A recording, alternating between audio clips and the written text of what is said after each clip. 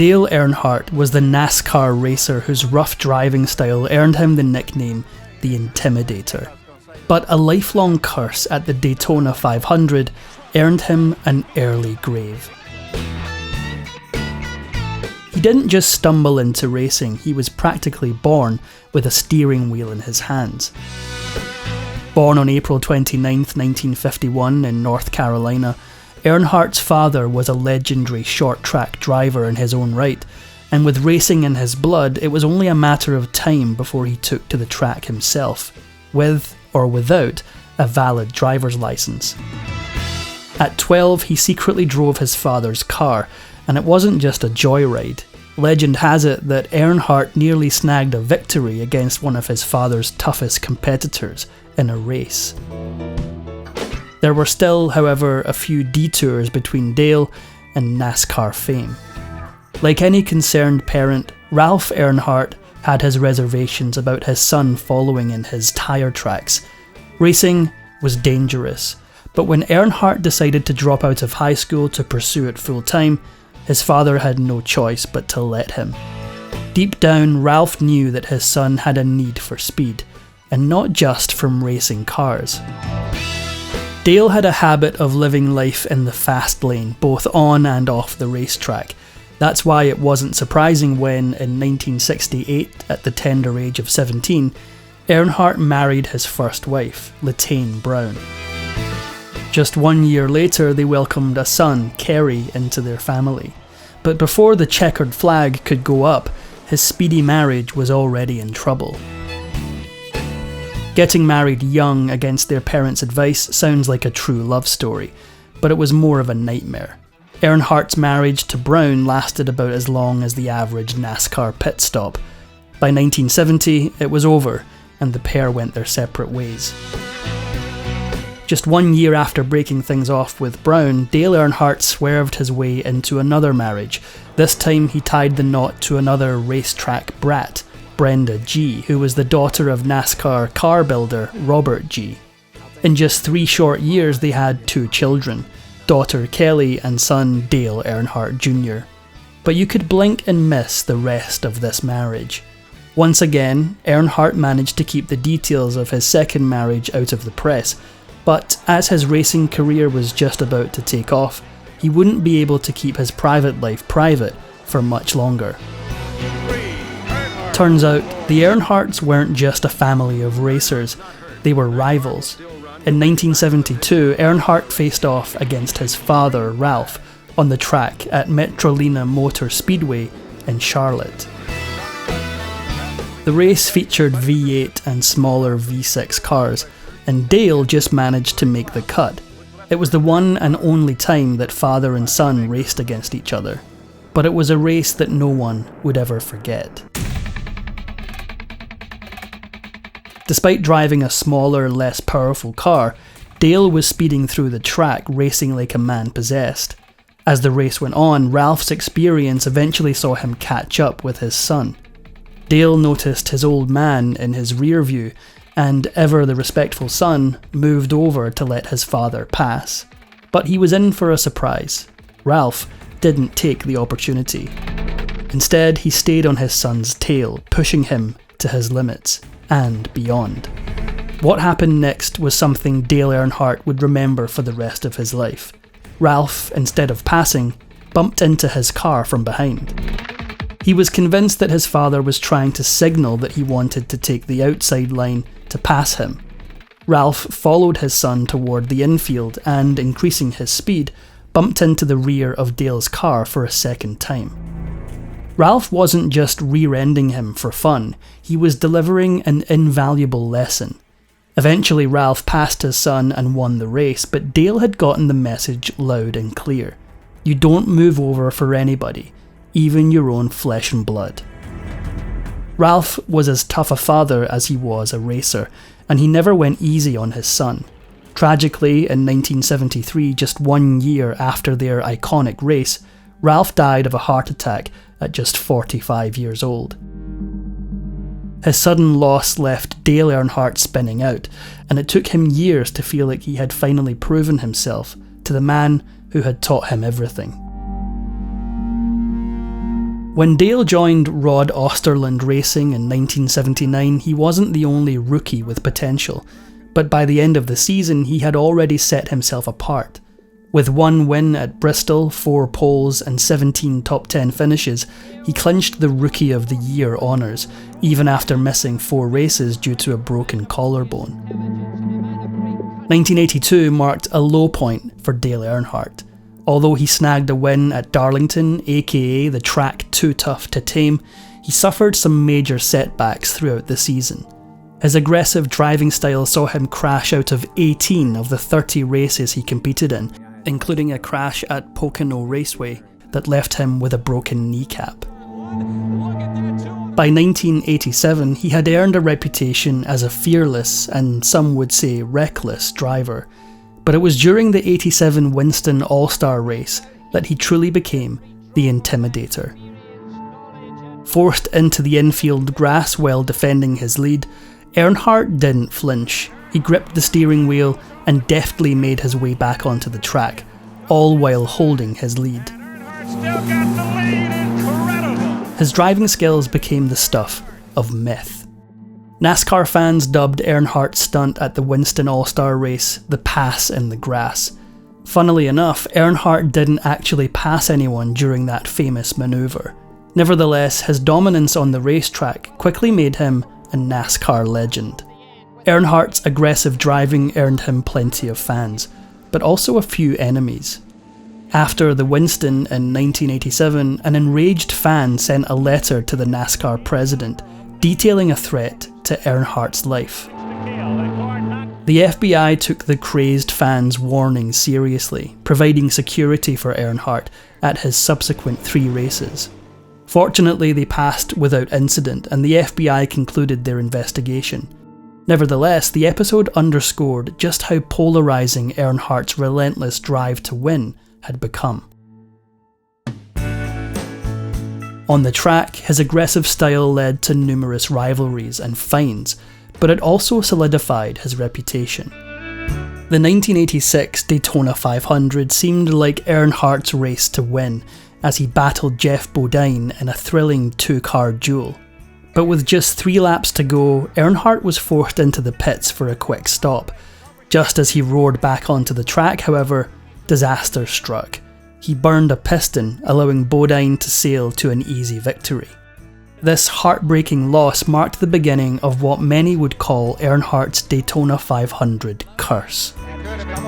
The curse continued at the 1990 race, with a massive 40-second lead as the final caution flag came out. Victory and vengeance seemed all but certain. Leading the pack with just a handful of laps to go, Earnhardt looked unstoppable. As he barreled through turn 3 of the track, his car hit a piece of a bell housing from a previous crash. The impact shredded his tyre, sending him spiralling from first place to 5th. The next year, Earnhardt entered the Daytona 500 with renewed hope of finally breaking his curse. Early in the race, his car struck a seagull, which didn't just rattle the windshield, it caused issues with the car's temperature. Despite that, he found himself in a strong position as the race neared its end. With just 6 laps to go, Ernie Irvan managed to pass him. Needless to say, Earnhardt didn't give up, but his car did. With just 2 laps left and Irvan in his sights, his car spun out, leaving him once again so close yet so far from conquering the Daytona 500. The 92 season was another tough one for Dale Earnhardt, but he still managed to pull off a crucial win at the Coca-Cola 600 in Charlotte. But it was the only bright spot in a season that saw him finish a career-low 12th in points, with 3 last-place finishes to boot. The 93 Daytona 500 added yet another chapter to Earnhardt's frustrating history at the Great American Race. He found himself leading with just 2 laps to go, but once again victory slipped through his fingers as Dale Jarrett battled past him on the final lap. White flag. It was the 4th time Earnhardt had led the Daytona 500 in the closing moments, only to lose the race. The curse continued to haunt him in 96 and 97, but it was clear that he was running out of patience. With 12 laps to go at the 97 Daytona, Earnhardt found himself embroiled in a multi-car rollover crash. As medics tried to take him to safety, however, he noticed that his car was still functional, and what he did next was unforgettable. He sprung from the ambulance and drove his busted up car to a 31st place finish. However, he didn't walk away from all of his wrecks. The 96 Die Hard 500 at Talladega was another race that nearly ended in disaster. Running second in points and chasing his 8th season title, Earnhardt got caught up in yet another massive crash. This time it was Ernie Irvan who lost control of his vehicle and collided with Sterling Marlin, wreaking havoc on the track. The wreck sent Earnhardt's number 3 Chevrolet slamming into the wall at nearly 200 miles an hour. His fans could only hold their breath and hope that he might survive. Due to rain delays, sports channels had cancelled the live telecast of the race. As such, most NASCAR fans learned about Earnhardt's dramatic accident hours later during the night's sports newscasts. The crash was so bad that it appeared fatal, and Earnhardt's fans worried that the worst had happened. The recording of the accident showed the medical team rushing toward Earnhardt's mangled vehicle. Miraculously, just as it seemed like he had perished in the crash, however, the intrepid racer climbed out of the wreckage and waved to the crowd. Moreover, despite having a broken collarbone, sternum and shoulder blade, he refused immediate medical attention. Dale's terrifying crash in 96, along with a similar incident that claimed the life of Russell Phillips at Charlotte, led NASCAR to take action. They introduced the Earnhardt bar, a metal brace designed to reinforce the roof and windshield of race cars. This safety innovation likely saved countless lives in the years that followed, but it couldn't save the life of its namesake. With so many broken bones, Earnhardt's fans thought that he was going to sit the rest of the season out, but they were wrong. He couldn't keep himself out of the driver's seat, and the very next week raced at Indianapolis. After the first pit stop, however, he had to hand the keys over to one of his teammates. 97 was a tough year for Earnhardt, but the lowest point came at the Mountain Dew Southern 500 in Darlington. Early in the race, for unknown reasons, he blacked out and crashed into the wall. Disoriented, it took him several laps to safely find his pit stall. He later revealed that he had been suffering from double vision.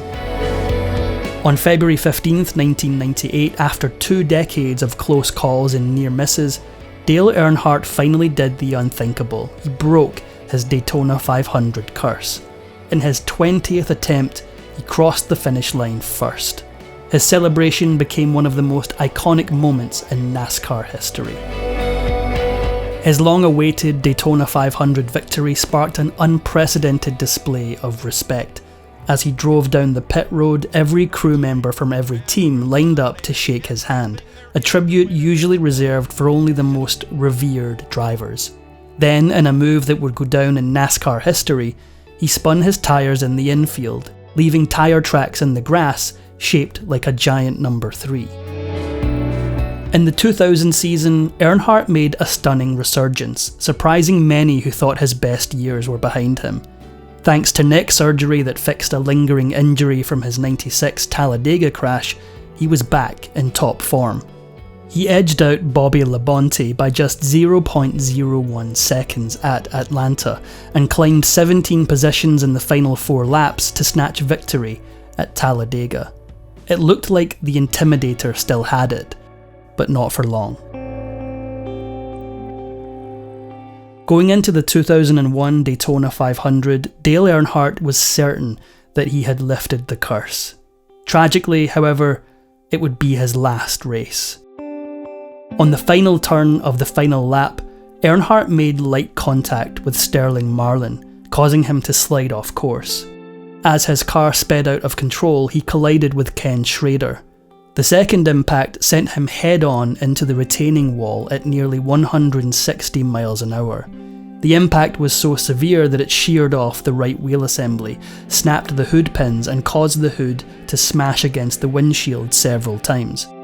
The tragic outcome was all but obvious. I just hope Dale's okay. I guess he's alright, isn't he? Earnhardt's son from his second marriage, Dale Jr., sped to a second place finish just as his father's wrecked car slid down the track and into the infield grass. His car, along with Schrader's, came to a stop near the end of turn 4. Instead of raucous cheers as the race ended, there was only eerie silence as the reality of the crash sunk in. Schrader climbed out of his car unscathed and ran to Earnhardt. But what he found was far from reassuring. Earnhardt's window net was still up, and when Schrader pulled it down, he was met with a grim sight.